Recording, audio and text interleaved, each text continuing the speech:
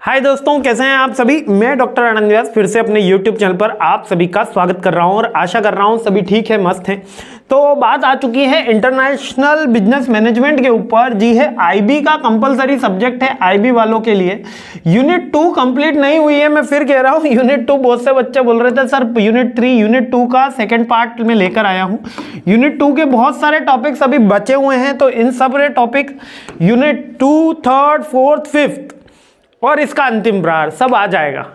Employ relationship जो law वाला subject है, एम्प्लॉय रिलेशनशिप जो लॉ वाला, एम्प्लॉयमेंट लॉ वाला सब्जेक्ट है, उसका अंतिम प्रहार आ जाएगा। कंज्यूमर बिहेवियर वाले सब्जेक्ट के बचे हुए क्वेश्चंस का अंतिम प्रहार आ जाएगा। बहुत सारा काम है जो आज आने वाला है, बहुत सारे वीडियो हैं जो आज आपको मिलने वाले हैं। तो पूरे दिन मेरे साथ बने रहिएगा, अपना नोटिफिकेशन ऑन रखिएगा आज के दिन, तो ताकि आप कोई भी वीडियो जो आपके काम का है वो मिस ना हो पाए। सारे इंपॉर्टेंट क्वेश्चन, सारी चीज़ें आज मैं पूरा आपके लिए ही पूरा समर्पित, और सारी चीज़ें आज मेरे AKTU के सारे बच्चों के लिए समर्पित चल रही है। तो सारे टॉपिक्स कवर अप करूंगा, डिटेल में कवर अप करूंगा। आपको कहीं भी कोई डाउट आता है, कोई टॉपिक आपको लगता है कि सर फिर से समझना है, तो आज जल्दी से जल्द कमेंट कर देना, उसके लिए सेपरेट वीडियो बन जाएगा। ठीक है, आज मैं कह रहा हूं बन जाएगा तो बन ही जाएगा। ठीक है, तो जल्दी से शुरू कर देते हैं अपने इस यूनिट। ठीक है, और आप सभी एग्जाम अच्छे जा रहे होंगे, बहुत पढ़ाई कर रहे हैं। पहला टॉपिक इसका आया है सेकंड यूनिट का, सेकंड पार्ट है ना, इंटरनेशनलाइजेशन थ्योरी। अब ये इंटरनेशनलाइजेशन थ्योरी क्या कहती है? ये बेसिकली अपन पढ़ रहे थे उन कॉन्सेप्ट के अंदर जो अपनी ट्रेड प्रमोशन के लिए है, एक्सपोर्ट को बढ़ाने के लिए, इंपोर्ट को कम करने के लिए। तो इंटरनेशनलाइजेशन थ्योरी ये कह रही है, ये थ्योरी ये कह रही है कि वो फर्म बढ़ती है, वो फर्म ग्रोथ होगी जिसकी एक्टिविटी कोऑर्डिनेशन बढ़िया है, ना कि कोई और। एक्टिविटी का जो कोऑर्डिनेशन है, कोऑर्डिनेशन है मींस के जो उसके काम में अच्छा है, वो कंपनी की ग्रोथ होने के चांसेस ज्यादा हो जाते हैं। यानी इंटरनेशनलाइजेशन थ्योरी क्या कह रही है? International theory explain the existing of the firm because it's most efficient way to coordinated a set of activity. मतलब वो जो काम कर रही है, वो जो एक्टिविटी परफॉर्म कर रही है, उसके अंदर अगर वो एफिशिएंट है, भले मार्केट दूसरा एडवर्स भी हो, वो कंपनी ग्रोथ करेगी। जैसे एप्पल इंडिया में आके भी हाई सेल जनरेट कर लेती है। क्यों सेल जनरेट कर लेती है? क्योंकि उनकी एफिशिएंसी ज्यादा है, उनका मार्केट डेवलपमेंट ज्यादा है, उनका मार्केट का जो प्रोडक्ट है वो हाई में है। इसके अलावा इसमें यह कहा गया है कि आपको ज्यादा बैरियर लगाने की जरूरत नहीं, आपको आपकी कंपनियों को R&D स्ट्रॉन्ग करने की जरूरत है, रिसर्च एंड डेवलपमेंट। यानी दूसरी कंपनियों को रोकने की जगह इंटरनेशनलाइजेशन करने की जरूरत है। जैसा नितिन गडकरी साहब ने कहा, नितिन गडकरी साहब ने अपनी जो ऑटोमोबाइल इंडस्ट्री है इसका स्टैंडर्डाइजेशन अप करा, जिससे अब टाटा की कंपनी की डिमांड फॉरेन मार्केट्स में भी बढ़ गई।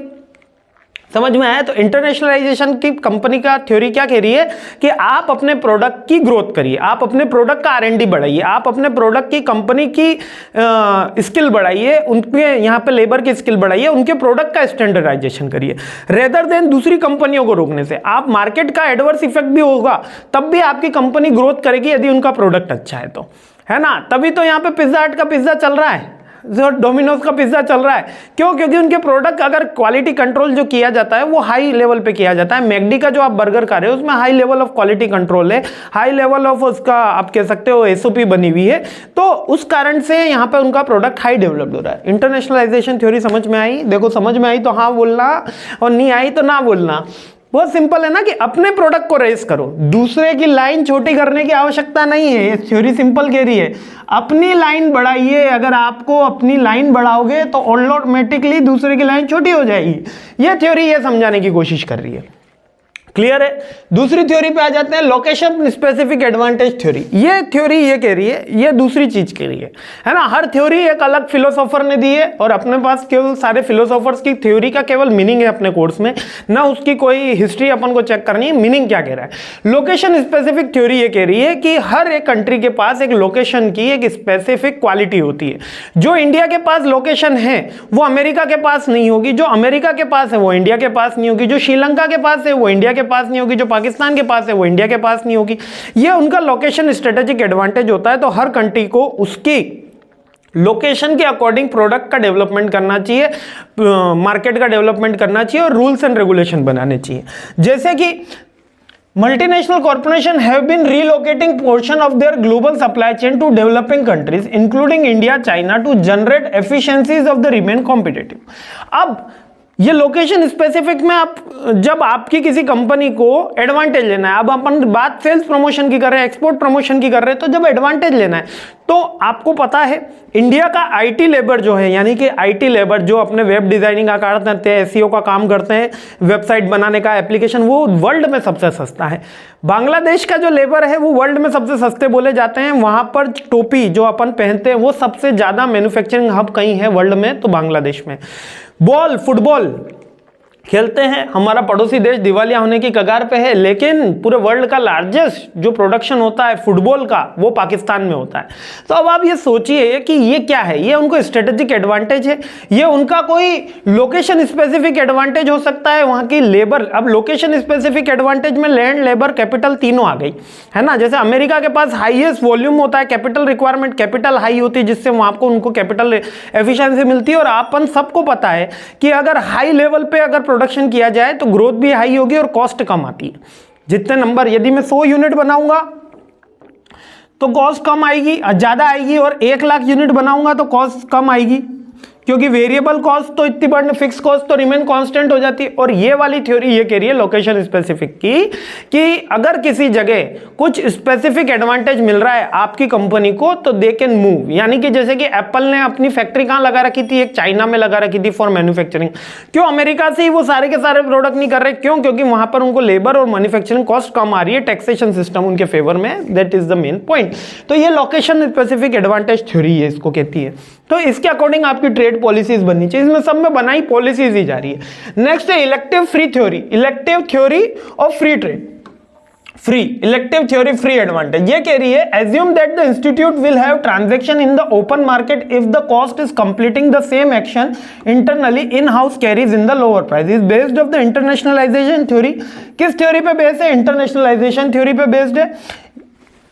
इलेक्टिव थ्योरी क्या कह रही है? ये कह रही है कि खुद के प्रोडक्ट इंटरनेशनल थ्योरी पे बेस्ड है, और ये कह रही है कि आप बाहर से कुछ एक्सपोर्ट करने की जगह खुद की ही कैपेसिटी बढ़ाने पे बिलीव करो। यहां पर ये थ्योरी आपकी कॉस्ट कटिंग की बात कह रही है। ये कह रही है कि अगर आप इंडिया की कोई कंपनी बाहर से कुछ आउटसोर्स करती है और ये समझती है कि उसकी कॉस्ट कम लगेगी, आउटसोर्स हम क्यों करते हैं? क्योंकि कॉस्ट कम लगती है और हमको थोड़ा सा टाइमली डिलीवरी हो जाती है, इसलिए तो हम आउटसोर्स कर रहे होते हैं। तो ये कह रहे हैं कि ये इंडिया की कंपनी को इंटरनली आप स्ट्रांग करिए।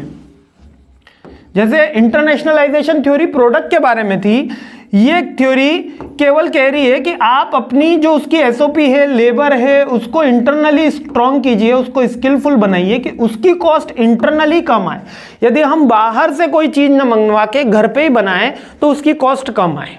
ये इलेक्टिव थ्योरी ये कह रही है। इलेक्टिव थ्योरी कह रही है कि industry must be content carried cost to the internally, मतलब कि जो उनकी कैरिड की कॉस्ट है वो इंटरनली होनी चाहिए, एक्सटर्नली नहीं जानी चाहिए। ऐसी आपको ट्रेड पॉलिसीज बनानी है। मतलब अगर वो बाहर से मंगवाएं या बाहर से कुछ करें तो उनका स्किल रिक्वायरमेंट जो कॉस्ट है वो इंटरनली से ज़्यादा है, जिससे क्या होगा, अपनी इंडस्ट्री को बेनिफिट मिलेगा और वो इंटरनेशनल मूव होने की जगह वो नेशनल एम्प्लॉयमेंट पर ज़्यादा जोर देगी। ठीक है, ये इस थ्योरी का एक बेसिक डायग्राम है। ठीक है, इलेक्टिव पैरेटिज्म क्या कह रही है? Approach to determine whether is company better of engaging foreign direct investment. यानी एफडीआई से अपन को क्या बेस्ट मिल जाएगा? एफडीआई से बेस्ट मिल रहा है अपने को खुद की थ्योरी, खुद की मतलब खुद की थ्योरी कह सकते हो या खुद की कॉस्ट कह सकते हो। यहां पर खुद की कॉस्ट यानी कि मैं बाहर से अगर पैसा लगाऊं इससे अच्छा मैं खुद ही जनरेट करूं। यानी कि मार्केट से पैसा उधार लेने से अच्छा है पहले घर का जो पैसा है वो लगाया जाए, जिससे कि आपको जो उस पैसे की कॉस्ट है वो कम लगे। रेंटेड हाउस लेने की जगह है कि खुद का मकान से काम शुरू किया जाए। तो that is the elective theory. ठीक है, इसमें आप लोकेशन, इंटरनेशनलाइजेशन, ओनरशिप ये पॉइंट छोड़ देना। ठीक है, पैराडिज्म कंसीडर द 3 एडवांटेज। अब ये एडवांटेज आपको छोड़ देने हैं। केवल आपको इसमें इलेक्टिव थ्योरी में इतना याद रखना है कि बाहर से कोई ज्यादा एडवांटेज लेने की जगह अगर अपन इंटरनल कॉस्ट को प्रमोट करते हैं, इंटरनल कॉस्ट को कम करते हैं और इंटरनल लेबर स्किल को डेवलप करते हैं तो वो इलेक्टिव थ्योरी क्या आता है? इसमें ये पॉलिसीज बनेगी जो इंटरनेशनलाइजेशन तो देगी हमारे प्रोडक्ट को, एज वेल एज जो हमारी कॉस्ट है उसको मिनिमम रखने पे वर्क करेगी। इंटरनेशनलाइजेशन थ्योरी के ऊपर बेस्ड है, इसलिए ये थ्योरी ये कह रही है कि अपने प्रोडक्ट को हाई स्टैंडर्ड करो, लेकिन ये दूसरी तरफ ये भी कह रही है कि हमारी जो कॉस्ट हो, डिटरमाइंड कॉस्ट हो, वो लो हो। ठीक है, बहुत जल्दी बहुत सारे टॉपिक पढ़ा रहा हूं। ठीक है, कहीं कोई दिक्कत आए तो कमेंट करके बताएं, और समझ में आए तो कमेंट करके ये भी बता दो कि भैया सर समझ में आ रहा है। अब बहुत ही इंटरेस्टिंग टॉपिक है और इंपॉर्टेंट टॉपिक है, फॉर्म्स ऑफ प्रोटेक्शन। एग्जाम में पूछा गया टॉपिक है, एक साथ भी पूछा जा सकता है, अलग अलग भी पूछा जा सकता है। अब प्रोटेक्शन का मतलब यहां पर हमारी जो लोकल इंडस्ट्री है, LI है, ठीक है, जो लोकल इंडस्ट्री है, इसको प्रोटेक्शन देने की बात है। मींस के जो अपनी लोकल इंडस्ट्री है, जैसे कि मान लेते राजदूत थी, ठीक है, अपना यहाँ का BSNL है, जिसको गवर्नमेंट ने बहुत लोकल प्रोटेक्शन दे रखा है, उनको सब्सिडरी लैंड मिल जाता है, टावर के लिए परमिशन इजीली मिल जाती है, NOC भी उनको इजीली मिल जाती है क्योंकि गवर्नमेंट की कंपनी है।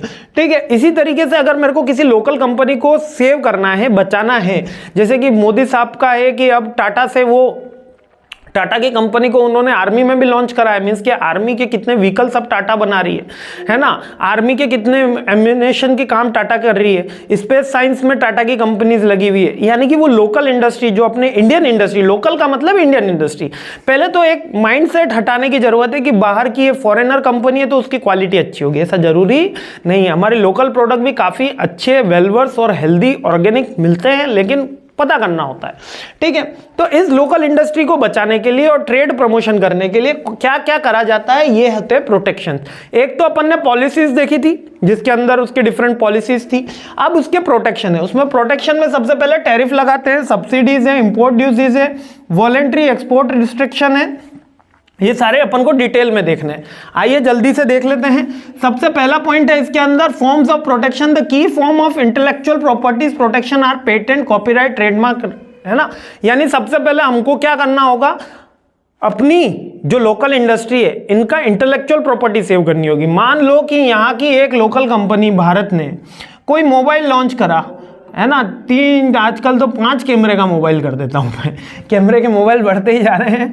ठीक है, अब क्योंकि कैमरा बढ़ रहे हैं उसके अंदर, मोबाइल के अंदर, है ना। तो ये मोबाइल, अब ये कोई एक पर्टिकुलर डिजाइन है, अगर ये दूसरी कंपनी चोरी कर लेगी जब ये इंटरनेशनल मार्केट में गई तो हमारी कंपनी को काफी नुकसान हो जाएगा। इसलिए जो प्रोटेक्शन के लॉ बनते हैं आजकल, सबसे पहले हमारी ट्रेडमार्क, कॉपीराइट, पेटेंट इसके लिए बनता है, अगर वो इंटरनेशनलाइजेशन में जा रही है तो। पहली बात ये याद रखनी है, 1 नंबर में आने वाला क्वेश्चन था वो, है ना। अब नेक्स्ट है टैरिफ। अब टैरिफ क्या होता है, टैरिफ को बेसिकली हिंदी में बोलते हैं शुल्क, यानी दर, शुल्क या कर भी कह सकते हो, उसको टैक्स भी कह सकते हो, टैरिफ को शुल्क बोलते हैं। Trade barriers are restrict to impose the movement of the goods, movements of the goods between countries. Trade barriers are imposed only on the imports but on also on export. ठीक है, tariff barrier सबसे पहला बताया, tariff barrier ये वो चीजें हैं जिनसे हमको रोका जाता है। टैरिफ भी 2 तरीके के होते हैं, एक तो कैश और एक नॉन कैश। टैक्स देखो, टैरिफ बैरियर और नॉन टैरिफ बैरियर, यानी कि जो कैश है उसको बोलते हैं टैरिफ बैरियर। ये कौन सी चीज है, जब मैं एक टैक्स लगा देता हूं, स्पेसिफिक ड्यूटी, इसको ड्यूटी का मतलब यहां पर टैक्स ही है, और एंटी डंपिंग ड्यूटी ये भी टैक्स ही है। ये कौन से बैरियर हैं, अपने टैरिफ बैरियर है। स्पेसिफिक ड्यूटी लगा दी कि आप अगर इस यूनिट का 40,000 प्रोडक्शन करोगे तो आपको इतना % टैक्स देना होगा, that is the specific duty. जैसे कि हमने सरचार्ज देखा है, ये सारी चीजें देखी, और एंटी डंपिंग ड्यूटी। अब जैसे कि टेक्सटाइल इंडस्ट्री है, टेक्सटाइल इंडस्ट्री में वाटर का बहुत ज्यादा यूज होता है, कपड़े की इंडस्ट्री। अब ये कपड़ों के ऊपर रंगाई होगी, ये ब्लू शर्ट दिख रही है, ये ब्लू नहीं होता, कपड़ा हमेशा सफेद ही होता है, उसके ऊपर रंग किया जाता है। जो रंग किया जाता है उसमें वाटर का यूज होता है, वो वाटर एक बार यूज करने के बाद वो अनयूज्ड वाटर हो जाता है, मतलब वेस्ट वाटर हो जाता है। उसको जब तक रिट्रीट नहीं करोगे तब तक वो वाटर फिर से यूज नहीं किया जा सकता। तो जब तक वो वाटर रीयूज नहीं किया जा सकता, उसमें जो केमिकल्स होंगे उनको डंप करने होंगे। उस डंप करने का परसेंटेज अगर गवर्नमेंट फिक्स कर देती है तो वो एंटी डंपिंग ड्यूटी कहलाती है। मींस ये सारे के सारे क्या है, टैरिफ व्यापार को हतोत्साहित करने के लिए, यानी व्यापार को रोकने के लिए बनाए जाते हैं। स्पेसिफिक ड्यूटी हो गई और आपकी एंटी डंपिंग ड्यूटी हो गई। क्लियर हो गए 2 पॉइंट, आगे बढ़ो। ठीक है, नॉन टैरिफ बैरियर। अब नॉन टैरिफ बैरियर यानी पे कम, कोई टैक्स वैक्स नहीं लगाया है, यहां पर कोई अमाउंट चार्ज नहीं करा है, लेकिन क्या कर दिया है आपने, कोटा सिस्टम कर दिया है कि आप इसके 70 यूनिट से ज्यादा नहीं बना सकते, आप इस प्रोडक्ट के 100 यूनिट से ज्यादा नहीं बना सकते, या आप ये प्रोडक्ट बना ही नहीं सकते। जैसे इंडियन रेलवे, आप ट्रेन चला ही नहीं सकते, मोनोपोली है इंडियन गवर्नमेंट की, दैट इज कोटा।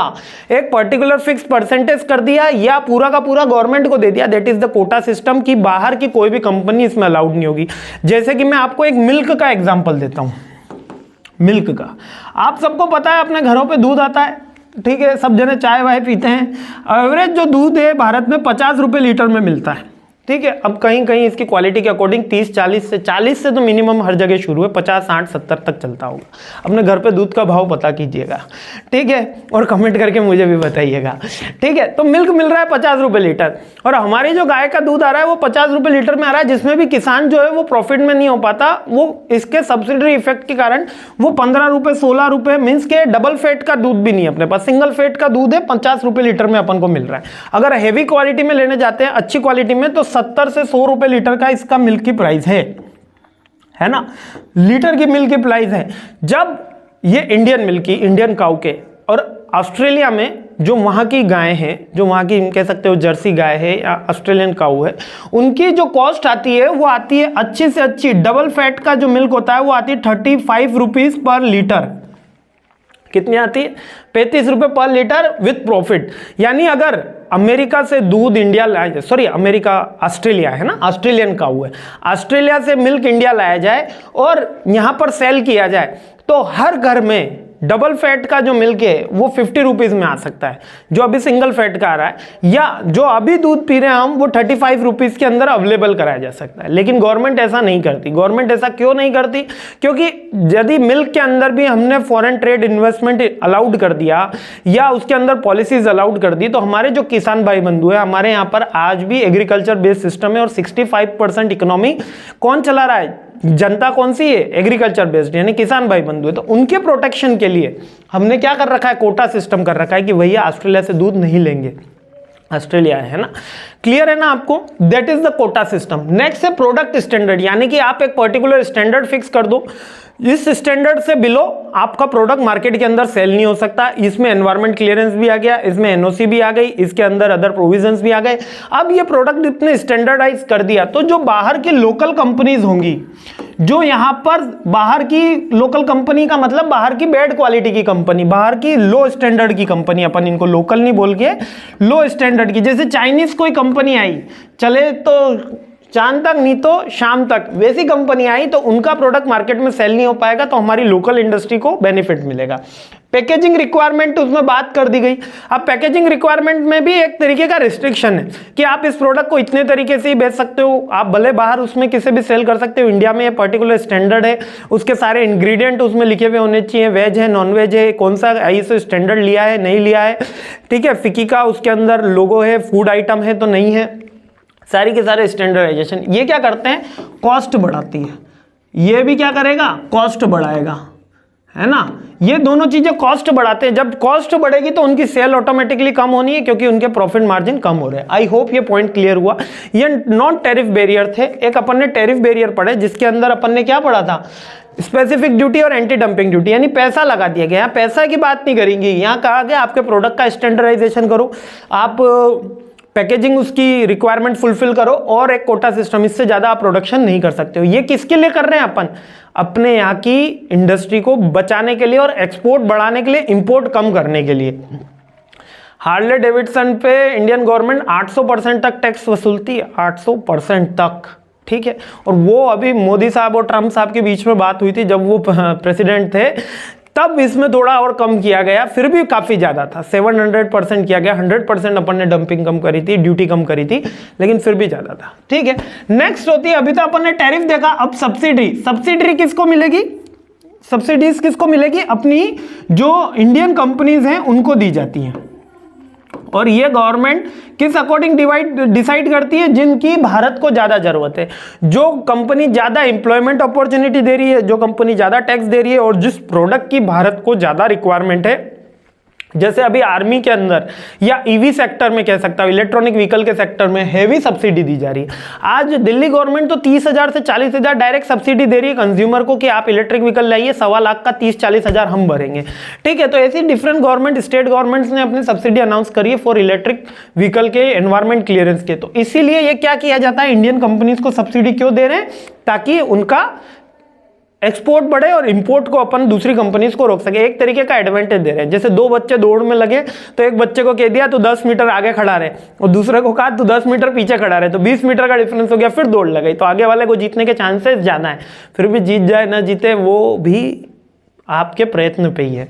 इसी तरीके से अपन मेहनत कर रहे हैं, आप भी मेहनत कर रहे हैं। बहुत अच्छे से मेरे को मजा आ रहा है आज पढ़ाने में और काफी इंटरेस्टिंग लग रहा है कि आप मेरे 20-21 मिनट तक यहाँ तक आए, यानी कि आप बहुत मेहनत कर रहे हैं। सब्सिडीज में आए, सबसे पहला रिजर्वेशन सिस्टम दे दिया जाता है, सेमलेस कोटा सिस्टम की ये प्रोडक्ट केवल आप ही बनाओगे, ठीक है। ये जैसे कि प्रेफरेंस इन गवर्नमेंट परचेज, यदि गवर्नमेंट खरीदेगी, अब मान लो कि मोबाइल खरीदना है गवर्नमेंट को या सिम खरीदनी है, तो वो प्राइवेट कंपनी से नहीं खरीदेगी, वो गवर्नमेंट कंपनी से खरीदेगी और इंडियन कंपनी से खरीदेगी, ठीक है। प्राइस प्रेफरेंस दिया जाएगा आपको, थोड़ा सब्सिडी के अंदर कह सकते हो कि आप ओवर प्राइस करोगे, दोनों की प्राइस इक्वल है, एक इंडियन कंपनी ने प्राइस रखी है, एक फॉरेन की कंपनी ने प्राइस रखी है, तो आप इंडियन कंपनी को प्रेफर ज्यादा करेंगे। सप्लाई ऑफ रॉ मटेरियल भी इनको सब्सिडी रेट पे होगा, किनको? इंडियन कंपनीज को। जैसे कि गन्ने की सप्लाई, गन्ने की कह देती है गन्ने की कंपनियों को पेमेंट कर दिया जाए, और गन्ने की जितनी भी शुगर मिल्स होती है उनको गवर्नमेंट खुद पेमेंट करती है अगर वो लॉस में भी चल रही हो तो। एक्साइज ड्यूटी चार्ज करी जाती है, एक्साइज ड्यूटी और कस्टम ड्यूटी डिटेल में है, ये चार्ज करी जाती है या इसमें रिबेट दिया जाएगा। अगर रिबेट दिया गया तो सब्सिडी कहलाएगी, है ना। और आरबीआई क्रेडिट गारंटी स्कीम, ये आरबीआई क्रेडिट गारंटी स्कीम क्या है? जब हमारी इंडियन कंपनी बाहर जाके व्यापार शुरू करती है, विदेश में जाके व्यापार शुरू करती है, तो उनको आरबीआई क्रेडिट गारंटी देता है। आरबीआई कहता है कि ये कंपनी की गारंटी हम लेंगे कि ये आपको पर्टिकुलर एक टाइम के अंदर प्रोडक्ट सप्लाई करेगी और ये प्रोडक्ट आप इसको भेज रहे हो, इसका पेमेंट करेगी। आरबीआई गारंटी लेता है, यार आपका पैसा डूबेगा नहीं, केवल आपकी कंपनियों को प्रोत्साहन देने के लिए। These are the schemes in subsidies. अब आ जाते हैं इंपोर्ट ड्यूटीज। अब इंपोर्ट ड्यूटी क्या होता है? जब बाहर से हम कोई माल मंगवाते हैं तो उसको इंपोर्ट कहते हैं, बाहर से मंगवाना यानी दूसरे देश से मंगवाने को। ये हाई चार्ज करी जाती है और ये उन प्रोडक्ट पे चार्ज करी जाएगी जो नॉन एसेंशियल आइटम्स होंगे, जैसे फूड आइटम्स होंगे, है ना, जो हम ऑलरेडी बना पा रहे हैं और हमारे पास एक्सेस में है, उनके ऊपर नहीं। जैसे कि मेडिकल आइटम पे तो इंपोर्ट ड्यूटी आज भी कम है, लेकिन जैसे कि लग्जरियस आइटम हो गए, जैसे ऑटोमोबाइल के आइटम्स हो गए, कार हो गई, टैक्सी हो गई, है ना, मोबाइल आइटम्स हो गए, इलेक्ट्रॉनिक्स आइटम हो गए, इन पे हेवी इंपोर्ट ड्यूटी लगाई जाती है। क्यों? ताकि विदेश की जो कंपनी, जैसे कि एक सैमसंग है ना, उसको भले आज वो मार्केट इंडिया का कैप्चर करके बैठा है, फिर भी इंडियन कंपनी से उसको कॉस्ट ज्यादा आती है, उसने अपने मार्जिन लो रख रखे हैं। आज इंडियन कंपनी जब 40% 50% पर इलेक्ट्रिक आइटम में डील कर रही है, वहीं सैमसंग 10% 20% पे इलेक्ट्रिक आइटम पर डील करती है, due to reason of the import duty. उनके ऊपर हाई इंपोर्ट ड्यूटी चार्ज होती है और उनको इंडियन मार्केट मैच करने के लिए अपने कॉस्ट जो है वो कम रखनी होती है। क्लियर है? इंपोर्ट ड्यूटी का मीनिंग भी क्लियर होगा आपको। अब आ जाते हैं voluntary export restriction. Voluntary export restriction is a trade restriction of the quantity of the goods. अब exporting is usually allowed the export to the another country the self import. अब ये वॉलंटरी एक्सपोर्ट रिस्ट्रिक्शन, हमेशा import पे ही restriction लगे ऐसा नहीं है, हम एक्सपोर्ट पे भी रिस्ट्रिक्शन लगाए थे हमने। मोदी गवर्नमेंट और हर गवर्नमेंट एक्सपोर्ट पे भी बढ़ावे पे रिस्ट्रिक्शन लगाती है, लाइक नेसेसिटी। अभी कुछ समय पहले की बात है, निर्मला सीतारमण जी ने दालों की आयात पे प्रतिबंध लगा दिया था, निर्यात पे सॉरी, यानी कि दालों की निर्यात जिसको बोलते हैं एक्सपोर्ट, यानी कि जो हमारी दालें हैं जैसे चने की हो गई, मसूर की हो गई, उड़द की हो गई, इनके ऊपर प्रतिबंध लगा दिया था। क्यों? क्योंकि इंडियन मार्केट में इसकी कमी हो गई थी, डेफिशिएंसी हो गई थी, जिससे प्राइस हाई जा रही थी। तो यहां पर प्राइस कंट्रोल करने के लिए अपन एक्सपोर्ट के ऊपर बैंड लगाते हैं और यह भी कहते हैं जब हमको इंडियन बायर्स के लिए जो नेसेसरी गुड्स हैं उसके ऊपर वॉलंटरी ट्रेड रिस्ट्रिक्शन लगा दिया जाता है। इसी को बोला जाता है। अब इससे इंडियन कंपनी की ग्रोथ कैसे होगी? लो हो सकती है लेकिन सस्टेनेबल होगी, जब वो सब्सिडी दे रहे हैं इसलिए यहां लगा रहे हैं। एंटी डंपिंग पॉलिसी अपन ने ऑलरेडी देख ली है, ठीक है। हाँ, एडमिनिस्ट्रेटिव पॉलिसी और एंटी डंपिंग पॉलिसी, चलो डिटेल में आ गया, एक बार फिर से समझ लेते हैं। एडमिनिस्ट्रेटिव पॉलिसीज क्या करती है? वेरियस एडमिनिस्ट्रेशन रूल्स लगा देती है, like food safety, environmental standard, electric safety is way to introduce various in the to import को रोकने के लिए कुछ एडमिनिस्ट्रेटिव पॉलिसी बना दी जाती है जो टैरिफ का ही पार्ट है। जैसे अपन ने टैरिफ के अंदर देखा था ना कि पैकेजिंग का रूल लगा दिया, स्टैंडर्डाइजेशन का लगा दिया, तो वो एडमिनिस्ट्रेटिव पॉलिसी का पार्ट होती है। और एक एंटी डंपिंग पॉलिसी है, ये अपन ने दोनों ही पढ़ लिए हैं। एंटी डंपिंग पॉलिसी सेम कि वो कंपनी यहां पर आकर इतना वेस्ट वाटर जनरेट नहीं कर सकती, हमारे नेचुरल रिसोर्सेज को इतना ज्यादा यूज नहीं कर सकती, उनका एम्प्लॉय से एक्सप्लॉयटेशन नहीं कर सकती। These are all in the anti dumping duty के अंदर लगाया जाता है, ठीक है। और इसी के साथ यहाँ पर सेकंड यूनिट आपकी कंप्लीट हो गई। जल्दी थर्ड, फोर्थ, फिफ्थ यूनिट और अंतिम प्रहार लेकर आ रहा हूँ। मेरे साथ बने रहिएगा, मस्त रहिएगा, खुश रहिएगा, मुस्कुराते रहिएगा। जय हिंद, वंदे मातरम, और I really appreciate your time. जय हिंद।